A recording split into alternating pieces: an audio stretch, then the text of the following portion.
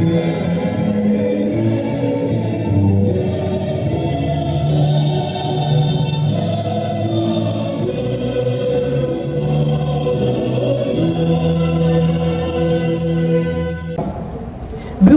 өлкөбүздө салтанат. Себеби бардык жерде мамлекеттик тил күнү белгиленип жатат.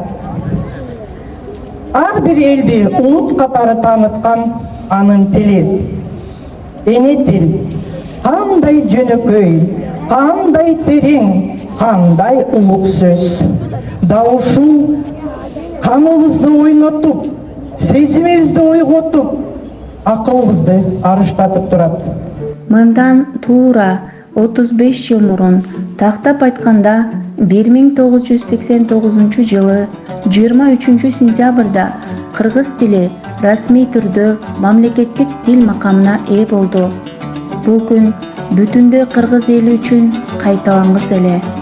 Мамлекеттик тил макамынын берилүүсү коомдун руханий жаңылануусуна, жаңыча ой жүгүртүүсүнө, эне тилдин кадыр баркын көтөрүүгө ташталган зор кадам эле. Мына ошол күндөн бери 23 сентябрь кыргыз тили майрамы катары белгиленип келет.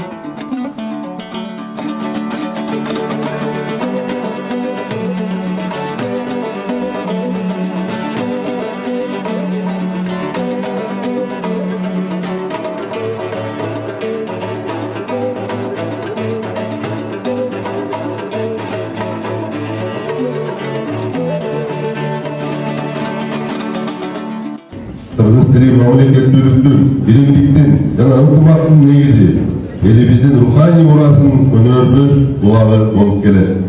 Эне тилде эне сүтү ширелген, балдарына эне атайлап жиберген, бириктирип ой максатын тилеген, бир улутту ошол тилге эмерген.